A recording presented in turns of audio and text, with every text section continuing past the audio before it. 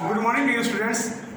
आज हम कक्षा 10 विषय हिंदी संचयन यानी क्लास 10th का संचयन का पार्ट 2 कहलाएगा।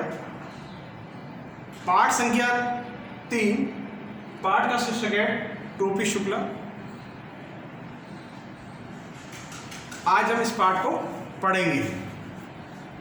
आइए पहले इस उपन्यास से ली गई कहानी के बारे में कुछ बातें जानते, उसके बाद इस कहानी के लेखक के बारे में जानेंगे, फिर उसके बाद इस कहानी का सार जानने का प्रयास करेंगे। टोपी शुक्ला राय मासूम रजा द्वारा लिखित उपन्यास है। उस उपन्यास में से ही एक अंश लिया गया है जो हमें पढ़ने के लिए दिया गया है। टोपी शुक्ला उपन्यास के लेखक हैं राय मासूम रजा, जिनका जीवन काल 1987 से लेकर 1992 तक रहा।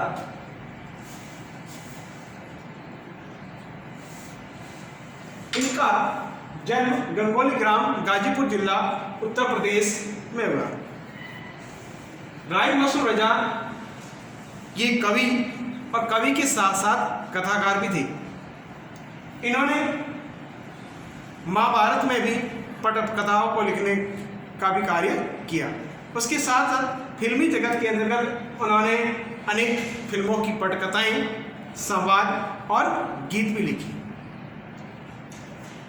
वे सभी लोगों को संदेश के रूप में ही कहते थे कि आपसी भाईचारा और सौहार्द ही अपनापन को बढ़ाता है। उसी बात को लेकर वे सदैव एक स्लोगन के रूप में कहते थे कि प्रेम न जाने जात विजात, बुक न जाने खिचड़ी बात। प्रेम के अंतर्गत कोई जाति न पाति न धर्म, कोई आपस में बेमेल नहीं बताता, यानी वह कोई किसी से किसी प्रकार का भेद नहीं बताता। उसी प्रकार जब आदमी भूखा हो तो उसको भोजन के अंतर्गत न खिचड़ी न रोटी न दाल न क्या है कुछ भी है, उसे ये कुछ नहीं चाहता। उसे सिर्फ अपनी भूख की तृप्ति के लिए जो भी मिले उसे खाने की इच्छा करता है। तो देखिए, इसी सौहार्द की भावना के साथ, अपनेपन के साथ इस कहानी के अंतर्गत बताने का प्रयास किया। इस कहानी के दो मुख्य पात्र हैं, एक टोपी है, दूसरा इफ़न है। टोपी से तात्पर्य है बलभद्र नारायण शुक्ला जी हैं। इफ़न से तात्पर्य है सैयद जरगाम मुर्तुजा है।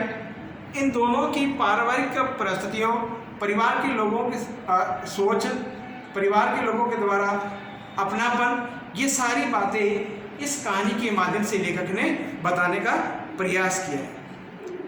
आइए हम जानते हैं इस कहानी के अंतर्गत लेखक ने मुख्य किन बातों पर गौर किया है, वो एक सार के माध्यम से जानने का प्रयास करते हैं। उसके बाद एक एक जो हमारे सार बिंदु हैं उनको थोड़ा सा डिटेल से जानने का प्रयास करेंगे। लेखक ने इसके अंदर इफ़न और टोपी की दोस्ती के बारे में बताने का प्रयास किया, किस प्रकार से आपसी मित्रता होती है। इफ़न का परिवार कैसा है, इफ़न की दादी कैसी है, टोपी शुक्ला का परिवार कैसा है, टोपी की पिटाई होती है, क्यों होती है, वो भी आगे देखेंगे। इफ़न की दादी का देहांत हो जाता है, देहांत होने के बाद किस किस को ज़्यादा दुख होता है, वो भी हम आगे देखेंगे। टोपी का अकेलापन कब महसूस होता है और महसूस होने के बाद टोपी किस प्रकार अपने आप को महसूस करता है, वो भी जानने का प्रयास करेंगे। घर की नौकरानी से टोपी का लगाव कैसे हो जाता है, वह अपनी आत्मीयता उसको कैसे ढूंढ जाता है, वो भी हम सार के माध्यम से पढ़ने का प्रयास। टोपी जब नवीं कक्षा में जाता है तो 2 बार फेल हो जाता है और फेल होने के बाद उसके मित्रगण किस प्रकार से हंसी ठिठोली उड़ाते हैं, इस बात को भी यहाँ जानते हैं। उसके बाद टोपी किस प्रकार से तीसरे वर्ष कक्षा में पास होने का प्रयास करता है। ये सारी बातें इस टोपी शुक्ला अंश के अंतर्गत दी गई हैं, जो हम एक एक बिंदु के माध्यम से, जो उसका सार हैं, जो बिंदुओं के माध्यम से जानने का प्रयास करते हैं। टोपी शुक्ला जो कहानी है उपन्यास के से ली गई है, इसके अंतर्गत प्रत्येक बिंदु को लेखक ने बहुत ही अच्छे तरीके से बताने का प्रयास किया है। यह कहानी लेखक ने अपने टोपी शुक्ला उपन्यास से ली गई है। इसके अंदर देखिए किस प्रकार से जो पहले बिंदु के रूप में बताया गया है, जिस प्रकार इफ़न और टोपी की दोस्ती किस प्रकार हो जाती है। तो कहते हैं कि बचपन में जब मित्रता जब आपस में हो जाती है तो व्यक्ति विशेष अपने साथ अत्यधिक लगाव हो जाता है। कहते हैं कि दोनों बचपन में चौथी क्लास में पढ़ रहे थे, तो उनकी मुलाकात वहाँ पर हो गई और टोपी क्या और इफ़न की पहली दोनों की दोस्ती थी। दोनों में इतनी गहरी मित्रता थी कि टोपी अक्सर इप्पन के घर चला जाता और इप्पन की दादी उसे बहुत अच्छी लगती थी। वह हमेशा उसकी दादी के पास बैठकर उससे कहानी सुनता था। तो देखिए, इन दोनों के अंदर दोस्ती चौथी कक्षा में हो गई और इस प्रकार से आत्मीयता आपस में मिल गई कि टोपी इफ़न के घर जाता और इफ़न की दादियों से कहानी सुनाता, यानी अपनेपन जानने का प्रयास करता। अब देखिए, इप्पन का जो परिवार है, इप्पन के परिवार में उसकी दादी, अब्बू, अम्मी, बड़ी बहन और उसकी छोटी बहन थी। उसके दादा और परदादा बहुत प्रसिद्ध मौलवी थे। इप्पन के अब्बू कलेक्टर थे। परिवार समृद्ध था। सारे परिवार में इफ़न को अपनी दादी अच्छी लगती थी, वह हमेशा उसे कहानियाँ सुनाती थी। ये था इफ़न का परिवार। अब देखिए, इफ़न के परिवार में जो सबसे अमूल्य रूप में जो थी वो उसकी दादी थी। अब देखिए, दादी, इफ़न की दादी की पूरब की रहने वाली थी, यानी उत्तर प्रदेश के पूर्वी भाग की रहने वाली थी। शादी होकर वो लखनऊ से आई थी। उसे अनेक असुविधाओं का सामना करना पड़ा, क्योंकि इफ़न के दादा मौलवी थे। घर में अनेक तरह के बंधन थे। दादी एक जमींदार की बेटी थी, भरे पूरे घर में आई थी, खूब घी दूध खाया पिया था, मगर लखनऊ आकर तो वह इन चीज़ों के लिए तरस गई थी, क्योंकि शहर में होने के कारण अनेक इस प्रकार की सुविधाएं नहीं मिल पा रही थी। शादी ब्याह में गाने बजाने का शौक़ था, मगर मौलवी के घर में इन बातों की बिल्कुल मनाही थी।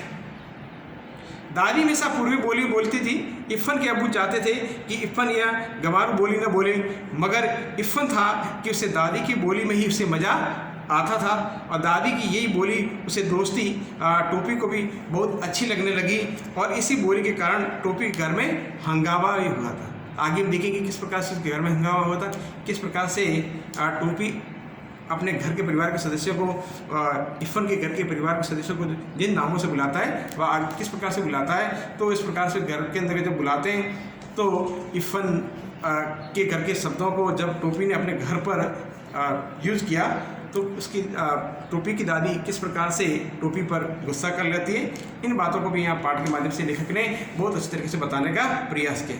अब आइए हम आगे जानते हैं टोपी के परिवार के बारे में। टोपी शुक्ला का परिवार देखिए, बलभद्र नारायण शुक्ला टोपी का पूरा नाम था। उसके परिवार में भी उसकी दादी, पिता, माता और 2 भाई थे। पिता का व्यवसाय अच्छा था, हिंदू परिवार था। टोपी ने एक दिन जब इफ़न के घर से सीखा हुआ अम्मी शब्द कहा तो घर में तूफान आ गया, घर के अंदर हुड़दंग मच गया, उसे बहुत डांटा गया। टोपी की दादी सुभद्रा देवी बड़ी कड़क मिजाज थी, वह टोपी को कतई अच्छी नहीं लगती थी, क्योंकि इसका स्वभाव बड़ा ही कटुता था, इसलिए टोपी अपनी दादी को पसंद नहीं करता। अक्सर घर से टोपी शुक्ला पर डांट पड़ती रहती थी और बड़े भाई मुन्नी बाबू झूठी शिकायत करके उसे पिटवाते थे, तो छोटा भाई भैरव उसकी कॉपियाँ फाड़ देता था। उसके परिवार के और भी 2 भाई थे जो इस प्रकार से उसको बार बार परेशान करते थे। अब देखिए, एक बार टोपी की शिकायत होने के बाद टोपी की पिटाई करने लगी। अब देखिए, पिटाई क्यों हुई गई उसको हम जानने का प्रयास। मुन्नी बाबू ने घर बताया कि टोपी कबाब खा रहा था, कबाब से मतलब मांस। तो टोपी की अम्मी ने उसे बहुत पीटा। वास्तव में मुन्नी बाबू भी बुरे थे, मगर टोपी ने कभी शिकायत नहीं की, यानी अपने भाई की कभी वह शिकायत नहीं करते थे। उसका सारा गम इफ़न के साथ ही बढ़ता था, यानी अपने मन की जो भी दुविधा होती थी वह अपने मित्र इफ़न से ही शेयर करता था। दोनों दोस्त अक्सर अपने सुख दुख साझा कर लिया करते थे, यानी टोपी अपनी बात इफ़न को बताता था, इफ़न टोपी को अपनी बात बताता था। अब देखिए, ये तो दोनों इनके परिवार के परिचय थे। अब देखिए, टोपी और इफ़न की दादी से अत्यधिक लगाव करते थे। तो बड़ी उम्र के होने के कारण इफ़न की दादी का देहांत हो जाता है। अब देखिए, देहांत होने के उपरांत टोपी और इफ़न दोनों किस प्रकार से उसके देहांत से दुखी हो जाते हैं और किस प्रकार से टोपी अपनी दादी के प्रति किस प्रकार से भाव रखता है, वो भी बहुत बढ़िया तरीके से इस पाठ के माध्यम से इनसे बताने का प्रयास किया है। टोपी को अपनी दादी से कोई लगाव नहीं था। वह तो इरफान की दादी को बहुत चाहता था। जब इरफान की दादी का देहांत हुआ तो वह बहुत उदास हो गया।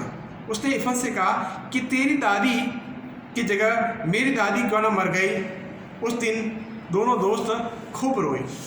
यह टोपी अपने इरफान मित्र से कहता है कि आपकी दादी की जगह मेरी दादी क्यों न मर गई। तो देखिए किस प्रकार से इरफान की दादी के अंतर्गत टोपी भी अपनी आत्मीयता का भाव रखता है या अपनेपन को लगाव रखता है। वो इस पाठ के माध्यम से, इस अंश के माध्यम से लेखक ने बहुत बढ़िया बताने का प्रयास किया।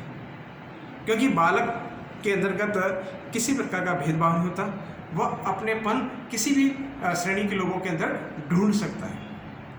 अब देखिए जब इसकी दादी की मृत्यु हो जाती है तो टोपी भी उससे दुखी होकर वह भी दुखी हो जाता है। और कुछ समय के बाद जब इरफान के पिता जो करेक्ट थे उनका स्थानांतरण या ट्रांसफ़र हो जाता है और ट्रांसफ़र होने के बाद टोपी अपने आप में अकेला पड़ जाता है।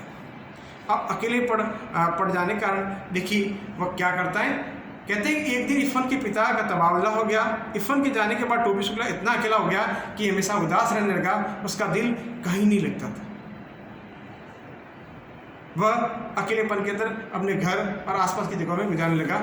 लेकिन इसके बाद भी टोपी का मन नहीं रह गया। तो टोपी एक दिन कलेक्टर साहब के बंगले पर गया। लेकिन वहाँ पर जो पुराने इरफान के पिता था उनका हस्तांतरण हो चुका था, अन्य कलेक्टर वहाँ आ चुके थे, इसलिए उनके परिवार भी था। अब देखिए जिस प्रकार से वो वहाँ गए और वहाँ जो भी कलेक्टर थे उनके परिवार के सदस्य थे, यानी उनके लड़के वगैरह जो खेल रहे थे, और वहाँ जब उन्होंने अपनी बात को रखना तो किस प्रकार से उनके लड़कों ने उनको कुत्तों से कटवा दिया, उसको भी बड़े मानविक रूप से बताने का प्रयास किया है। टोपी को इरफान के घर से जाने की इतनी आदत थी कि एक दिन में वह सरकारी बंगले में भी जा पहुँचा वापस, जहाँ दूसरे कलेक्टर का परिवार आकर रहने लगा। नए कलेक्टर के तीनों लड़कों ने टोपी को घास न डाली, यानी उसे कुछ नहीं बुलाया किया, कुछ नहीं किया। उल्टी एक लड़के ने टोपी को अपने कुत्ते से कटवा दिया। टोपी को वो उसके लिए अपने पेट के अंदर 7 सुइयाँ लगानी पड़ी। धीरे धीरे टोपी घर पर रहने लगा। घर में रहते हुए घर के अन्य सदस्य जो दादी या अन्य लोग थे जो उसे इतना लगाव न था, लेकिन घर की नौकरानी से उसका लगाव बढ़ने लग गया, यानी उसके प्रति अपनी श्रद्धा और मित्रता बढ़ती गई। कहते घर बाहर सभी से उदास टोपी को घर की नौकरानी भली लगती थी। वह बूढ़ी नौकरानी भी उसका दर्द समझती थी, इसलिए वह अक्सर टोपी को समझाती और प्यार करने लगती थी।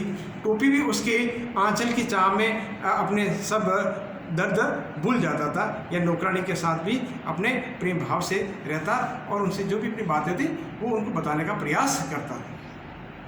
कहते इस प्रकार से इसके भाव रहने के कारण टोपी बड़े मन से उदास रहता था, और उदास होने के कारण टोपी लगातार अपनी परीक्षा में उत्तीर्ण रहना प्रारंभ हो गया, यानी फेल।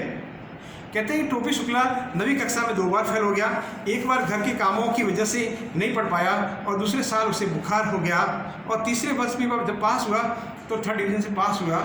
घर के सभी उसका मजाक उड़ाते थे। इस प्रकार से घर के परिवार के साथ साथ स्कूल के छात्र भी उसका मजाक उड़ाने लगे। कहते हैं कि टोपी ने 9वीं को पास कर अली, मगर 2 वर्ष फेल होने पर तीसरे वर्ष कक्षा में बैठना टोपी के लिए बड़ा ही कड़वा अनुभव हुआ। वह अक्सर विद्यार्थियों को मजाक का पात्र बन गया। अध्यापक भी अक्सर उसका उदाहरण देकर उसके दर्द को इजाफा करते थे, दर्द को बढ़ाते थे। टोपी को उसकी बातों में बड़ा दर्द होता था। सारे छात्र उसकी उम्र से भी छोटे थे, अब तो कोई उसका दोस्त भी नहीं बना जिससे वह अपने दिल की बात कर सकता है। तो इस प्रकार से इसके मित्र भी उसका मजाक उड़ाने लगे। कहते हैं कि तीसरे वर्ष जब उसका परिणाम पास हुआ तो उन्होंने मन के अंदर बहुत बड़ा निश्चय किया कि चाहे बुखार हो या कोई परेशानी आ जाए तो पास तो होना ही है। उसी वर्ष उसके पिता का चुनाव में खड़े हो गए और उन्हें चुनाव में सफलता नहीं मिली, मगर टोपी के लिए घर का वातावरण पढ़ने लायक न रहा। फिर उसने मेहनत की और 3rd डिवीज़न से पास हो गई। तो देखिए लेखक राही मासूम रजा ने टोपी शुक्ला उपन्यास में से एक अपनेपन और आत्मता का भाव को बतलाने वाला एक अंश हमारे पाठ्य पुस्तक के माध्यम से बताने का प्रयास किया है कि हमें अपनापन किसी में भी मिल सकता है जो अपना दुख दर्द समझे, अपनी बात समझे या अपनी बातों को उसको कह सके आराम से। तो वो हम अपनापन बना सकता है। तो देखिए यही सारी कहानी इसके पाठ के माध्यम से, टोपी शुक्ला के माध्यम से लेखक हमें बताने का प्रयास करें।